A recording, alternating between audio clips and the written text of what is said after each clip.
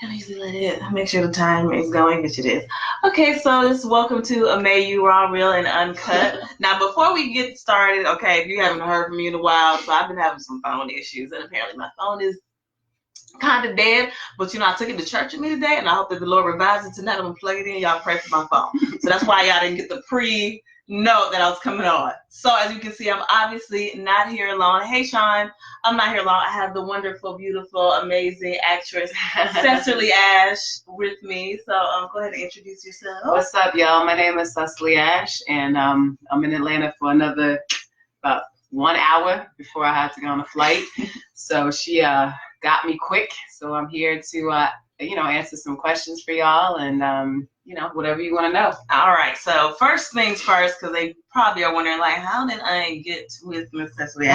So you can tell them how we met if you would like to, or I could. Well, I'll tell you what I remember, because people come and go with my classes. So I teach acting here in Atlanta, but about 2 years ago, I kind of took a leap of faith, and I stepped out to travel and perform, and that's what I've been doing.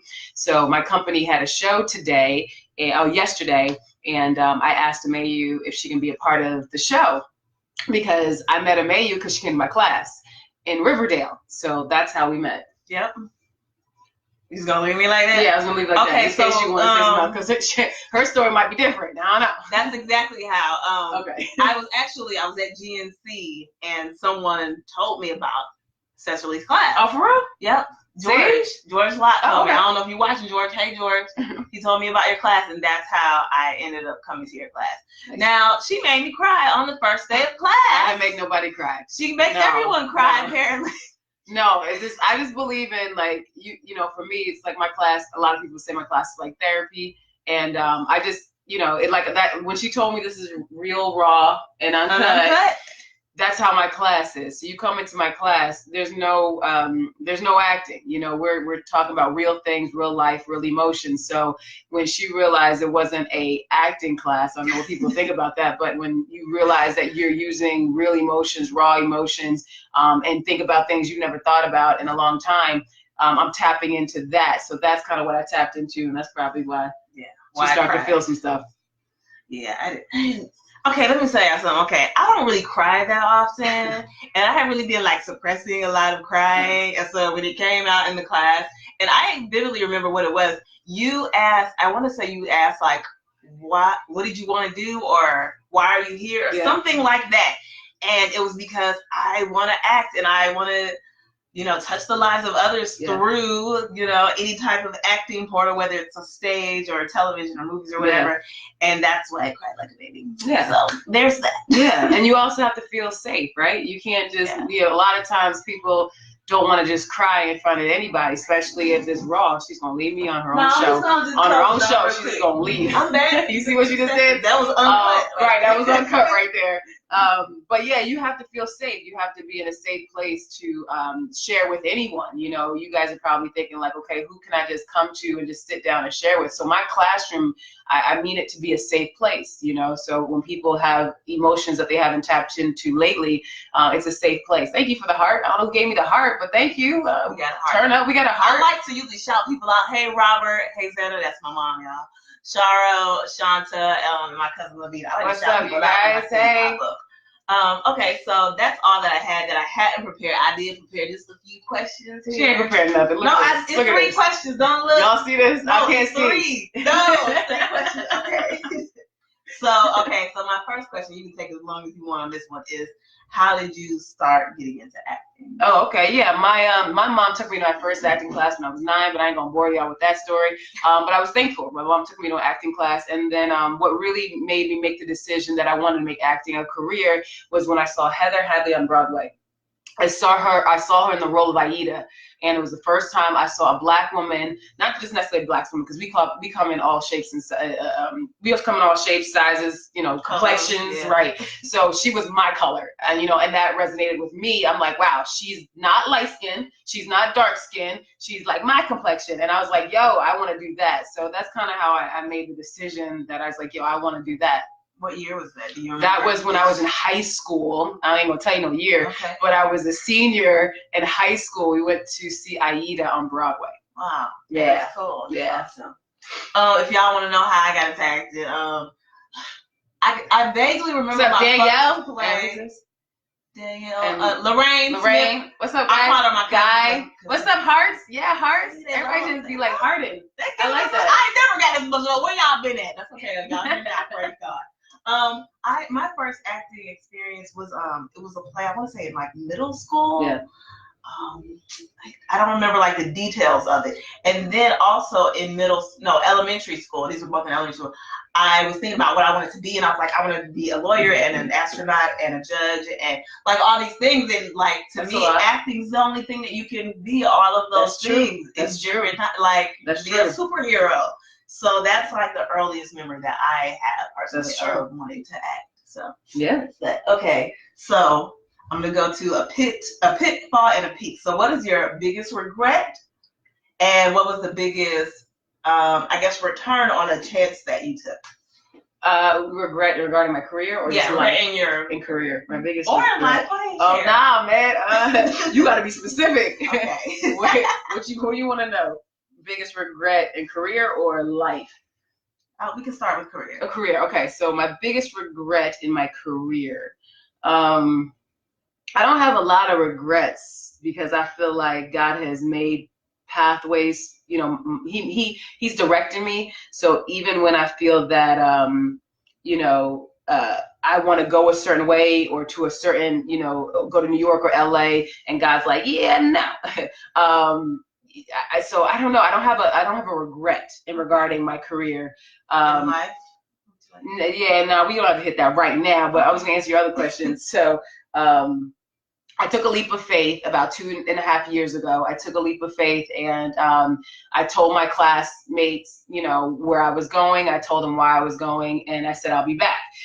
And literally, I was prophesied to that I would book a role, and then the roles would just keep coming. And that was almost 2.5 years ago now, and I have been traveling ever since. I just flew in a couple days ago, and literally I fly out tonight. So I've been traveling, performing ever since then. So I took a leap of faith. It was originally because of a relationship, and even though that relationship did not work out, the doors just opened up. I mean, they opened up crazy. So that was a leap of faith that I took, but I didn't just take it. I literally saved money. I made sure things were in order. I made sure the company was good. I made sure my class was good before I just took a leap of faith and just did it. So if you feel like something you want to do, pray about it, be strategic about it, put money aside, and do it, but yeah, that was it. That's awesome. Mm-hmm. I haven't quite taken any. Why not? Just pray for me, okay? Okay, so who is your ideal actor or actress or dream actor or actress that you would like to, or both, that you would like to work with? Oh my gosh, there's so many people I would love to work with, but Meryl Streep is probably one of the women Meryl Streep, she's on my vision board. Meryl Streep, yeah, because one thing I love about her, she has this little article that talks about her audition for King Kong. And someone told Meryl Streep that she was too ugly to play this part. And I'm like, can you imagine how many times somebody told you were either too ugly, too short, too tall, too dark skinned, too light skinned, I don't like your hair, I don't like your hips, I don't like your nose. You can name it. And this woman has like 18 nominations, 18. And I'm like, man, if a woman as beautiful as her can take a leap of faith, and she's actually so amazing. When I saw her in quite a few of her movies, I was actually going for Viola Davis in The Help during the Oscars, and she was in The Iron Woman or The Iron Lady, something like that. Yeah, and I saw that movie right before the Oscars, and I was like, oh heck, so when she ended up winning, I was like, well, it was really good. So, yeah. What about an actor? Actor, there's so many men. So I love Leonardo DiCaprio. I feel like That's my man crush. Yeah, like he just won the Oscar, and it's like people are asking me, like, do you think he deserved to win for that? That man deserved to win for like like 90% of the movies he played in. So that was like an honorary, like, man, you just deserve this, and we messed up a long time ago, so here. But yeah, him. I would love to work with Ryan Gosling. I like his work. James McAvoy, obviously Denzel. I mean, who would not? Idris. Oh my gosh. So yeah, there's a couple people that I like to work with. Jeffrey Wright. I would love to work with him. So yeah, those are just a few. I'm having a brain fart. Who's Jeffrey Wright? Well, he was in Cadillac Records. He played Muddy Waters. Okay. Yeah. Yes. Okay. I mean, I saw him and I was like, who is this actor? And that's kind of like, he's been around for a while. Yes, too. He's been around for a minute. And that's what I feel like when people see me, it's like, okay, they might know me, they might not, but I want them to see me perform and be like, who is that? You know, like I did with him. Yeah. So yeah. That's awesome. Yeah. As far as directors and writers go, anyone specific that you'd like to work with? Not really. You know, it's one of those things where when I see a great script, I just want to dig my teeth in. Like, I just got to play Cynthia in Sweat by Lynn Nottage. She just won a Pulitzer for, you know, this amazing play, and that was back in 2017. And when I read, you know, the character of Cynthia, I was like, oh my gosh, I would love to play this. So like, her work is amazing, but there's new writers coming out with amazing things. So no, I don't have any specific writer that I'd be like, I want to work with that person, because, you know, someone just might land on a masterpiece and be like, here. Yeah. That's awesome. Mm-hmm. Those are all the prepared questions I have. We're only 11 minutes in, so that's pretty good. Isn't that cool? What's up? Good looking, Cycerli. Who's that? That's Mom. Hey, what's up, Mom? How you doing? She in the other room. Yeah. So. Okay, I don't know who just said raw, real, and uncut. Unlike the kneecaps of my jeans, I don't know who said that. Iron real. I don't know who that iron is. Yeah, it doesn't help when your real name is on there. So secondary, like, kind of part of the questions, whatever. As far as schooling goes, and how that plays into acting, like, just your whole opinion, thoughts on school. I'm a big advocate for higher education. You know, I'm leaving today to meet my best friend in Philadelphia. She's picking me up, and I'm going to Rutgers University. That's where I received my undergrad, and I get to talk to the students there that want to pursue acting or directing or writing, or, you know, those three. And I get to speak to them about my career and, you know, what God has blessed me with thus far. And I love the fact that I get to do that. And, you know, I went to get my master's at the University of Tennessee, and that allows me to teach anywhere. I'm very grateful of my education, and that allows me to, it just opens up more doors for me, you know what I mean? So that school's not for everyone, right? But for me, I enjoyed it, and I love it. So, yeah. Okay. Yeah. So do you feel like it's a necessary part of it? Do I feel like it's necessary? No. I've met too many actors, especially in our industry. I've met too many actors, directors, writers that they were self-taught. You know what I mean? And nowadays, you look at YouTube and you become better than people that have their masters. But like I said, I'm an advocate. I love higher education. However, I don't think it's necessary in that regard, but it's an accomplishment. You know, it's something that I look towards, and it was something that was big with my mom, my father. They wanted me to do that. So, yeah. Okay. Can you give me 3 tips that you would give any up and coming people that want to act? Yeah, I would just say, if you want to act, if you haven't, reach out to me somehow. No, let me stop. I still teach online and stuff, but I would say get into a great classroom that is grounded and real. A lot of my actors, I was just like, stop acting, just stop it. And it's weird because it's like you go into a classroom thinking you're gonna get tips and acting stuff. Anytime I go into an audition, the first thing people usually say, if it's a casting director, they say, wow, you're just so grounded and real. And I'm like, wow, if you're taking the time out to tell me that I am grounded and real, that is telling me that a lot of people that you see are not grounded and real. So and that has been the majority of the casting directors I get to see. It's like, wow, she's so real, she's so grounded. So I try to allow people to, if they're in my class, I'm like, just tap into real emotions, to really what you think about certain things.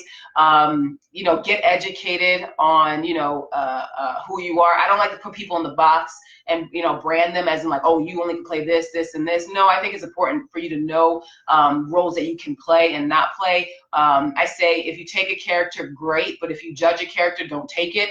Don't take any characters that you can't fully commit yourselves to. And yeah, that's a start. And watch people. You know, one of the classes I took in graduate school was a 3-hour class, and you know, we were just watching people, and it's amazing the energy between two people when you can't hear what they're saying. You're just watching them. You watch how they move. You watch how they walk, talk. It's amazing how you just do that type of character development study. Wow, that's awesome. Yeah. Any books that you would recommend for anyone that's Stanislavski, Meisner, Uta Hagen. Yeah, no. Spell that backwards. Stanislavski, Meisner, Uta Hagen is the top 3 that I would suggest, because that's where my training was. And I love Stanislavski because he's like, you know, just be, you know, don't try to add anything, just be. And I love Meisner. I love the repetition because it allows you to get out of yourself and stop performing. And I love that. So yeah. Awesome. Yeah. Okay, so is there anything upcoming that you can talk about? Yeah, I mean, like, honestly, I can talk about the show that I'm on. It's on Pretty Little Liars and Perfectionists, so I'm on that show. I'm in season 1, because only one out, but I'm in episode 106, 109, and 110, and people have been asking me, is there going to be a second season? I don't know. I mean, once I find out, I'll let y'all know. But yeah, I will be in Portland, Oregon, doing a Christmas Carol. And then I'll stay in Portland for a little longer and do 7 Guitars, Vera. And Viola Davis actually, you know, started her. Yeah. Wow. That was August Wilson, 7 Guitars, and I get to play Vera. Originated by Viola. Money now. Yeah, we'll see. Yeah. That's really all that I have. So I mean, it's a short one, but I didn't want to take up too much of your time. Yeah, we got to go to the airport. Yeah, that too. Yeah. Is there anything else that you just want to share with the people, or you want to leave them with any last words? Yeah, I just, you know, don't make excuses. If you feel like, I love vision boards, right? You know, vision of what you desire. So I would say, you know, if you have a desire to really do something, I always ask somebody, if you want to do something and money was not an issue, what would it be? And if you say something other than what you're doing right now, then I think you should look at that. So when people ask me right here and now, Cycerli, what do you want to do? I can truly say, I am doing what I love. You know, and the money will follow. But honestly, I am performing and I am traveling, which is the things that I would love to do. I have a theater company that I love that Amayou's a part of, called Day Productions, demanding artistic excellence. And I get to come back and we get to create shows. So do what you love is one thing I would encourage everyone to do, because life, I don't want to say it's short because I don't want to put that out in the atmosphere. No, we're going to have a good, healthy, long life, you know, but life is one of those things where, you know, it's time, you know, we can never get back time. So each day work towards what you want to do. Yeah. All right. Well, that's it. This has been Cycerli. Thank you for having me. Amayou Smith, thank you for being here. Thank you guys, Jessica. No problem. Look out for us. All right. We'll see you all. Well, I'll see you all next time. And I guess y'all be seeing Cycerli on television somewhere, or maybe on a play. So you all have a good evening, and I'll catch you next time. Bye. Bye, guys. This is the way I'm gonna live it. Goodbye.